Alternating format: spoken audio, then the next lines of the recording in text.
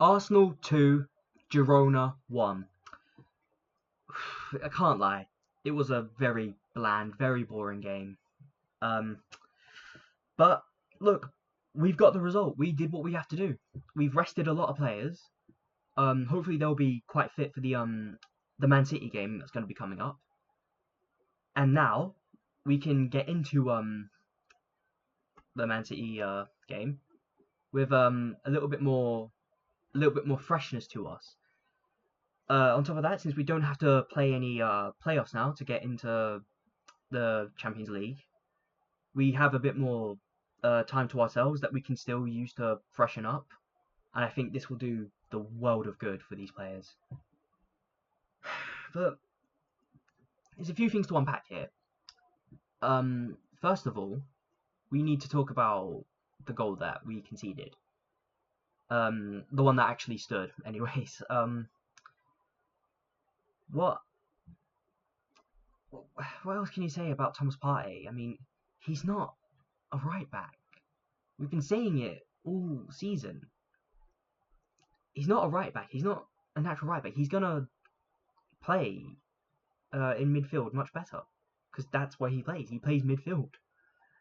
But no, him in right back, it feels like almost a guarantee that we're gonna make a silly mistake somewhere and end up conceding. But the goal that we conceded, you look at it.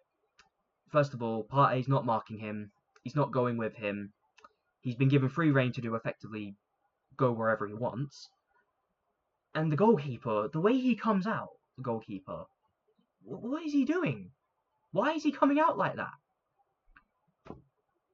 Well, regardless, the goal itself, once he sees that the goalkeeper's come out of his own goal, he's obviously just going to have a crack from there. The fact that the goalkeeper reaches out to try and stop the ball when he's not even in his own penalty box, that could have been absolutely detrimental to us. But thankfully that didn't happen. If anything, it's probably better that the goal went in. Because immediately after that, well, not immediately, but after that, eventually we get a penalty. And yes, it's a penalty. I've got no complaints about the penalty itself. It was taken calm. We did the job. And Jorginho, he just found it. He found the back of the net, and that's all we were asking of him. Getting into the second goal, Ethan Wanyeri, I'll tell you what, that boy, he's an absolute wonder kid. He's proven that, and he's been proving that ever since Saka's been gone. That boy, honest to God, that boy needs more minutes. Give him some more minutes. I don't care if it's like substitution or whatever, but he needs minutes. Because I can see this boy, this talented lad, he can move on and he can absolutely thrive in this Arsenal squad. What else is there to unpack? We need to talk about a few other things as well, like the penalty that we missed. That's what a lot of people are going to talk about. I know they will talk about it. Look, it's one of those. It's not really a bad penalty per se. It's just the goal. It's one of those penalties where you send it a certain direction, hoping that the goalkeeper doesn't go that way. But if he does go that way, it's gonna be saved. So it isn't. It's by no means a world class penalty. But again, it was just really unlucky from Sterling. I think Sterling today, he wasn't great. I don't think he held the ball way too often as he normally does. He seems sometimes hesitant to pass the ball, and when he does pass the ball, it can go the wrong way. It can just not work out. But look, we try our best to give the benefit of the doubt to our players.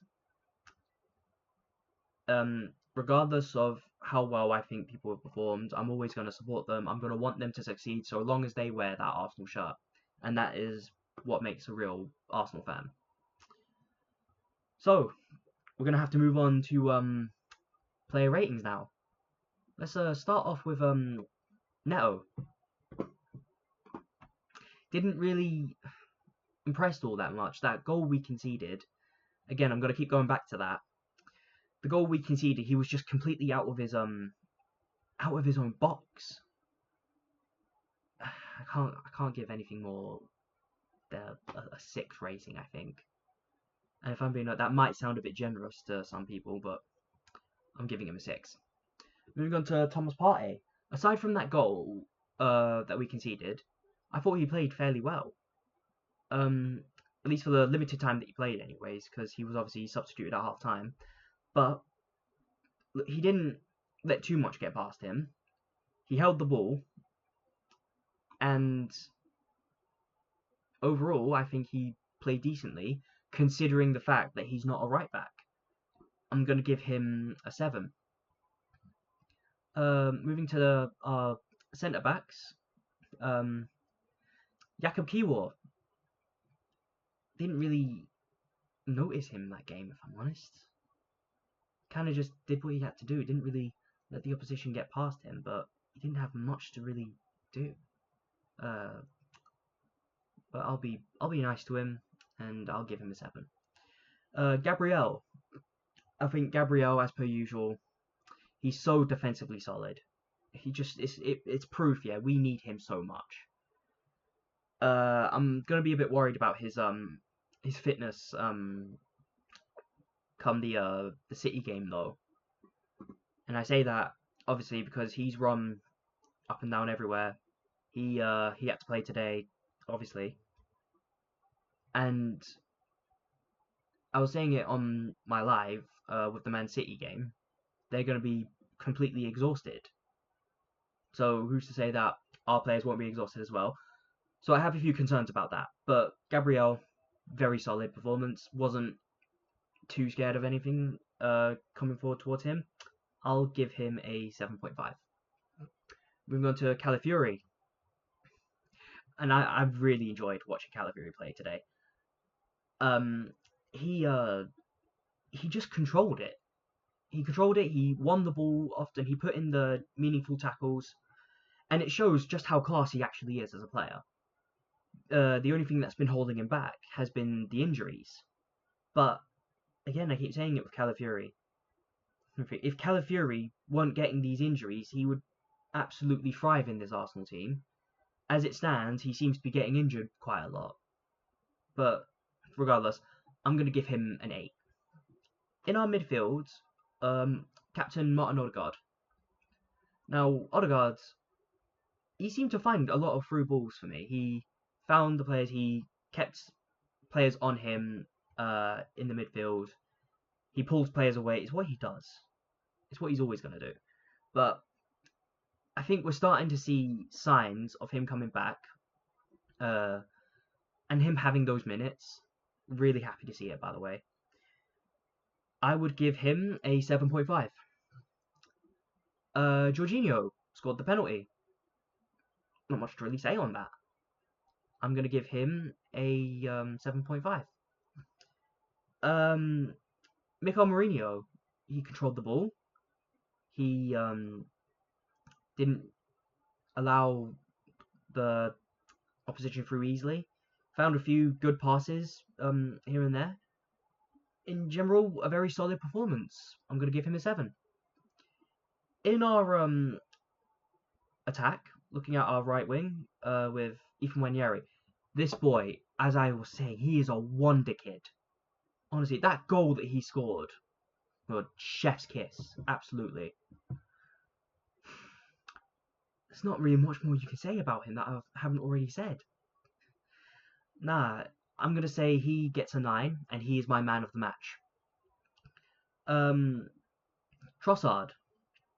Trossard didn't really have the ball much, did he? He was very quiet, and when he did have the ball, it was often round the side of the box. I mean, he could have found the box a bit more easily, but other than that, he didn't really cause any problems for us. He didn't have any. By no means did he have a bad game. I'm gonna give him a 7. And of course, our left wing, Raheem Sterling. I was saying it the whole time. Raheem Sterling, he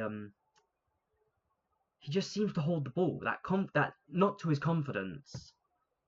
He doesn't play really well with the team, if I'm being honest. He holds the ball, he keeps it to himself, he gets himself in a kind of situation where he can't do anything other than pass the ball, and that's when he passes the ball. But you look at him, he did make some crosses into the box. I don't recall any of them that were really impressive, very oh my god worthy. And you look at the penalty again. The penalty was, again, it's as I was saying, one of those. He didn't seem to have the confidence taking the shot, and as much as he picked a side, but goalkeeper followed through with it, and obviously he saved it. It's really unlucky for him. It's not going to help him with his confidence whatsoever, is it? But that's football for you. I can't give him anything more than a 5, I don't think. Mikel Arteta.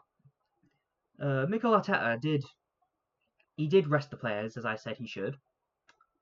He got the minutes in for the players that needed minutes. I can't really fault him on any of his substitutions.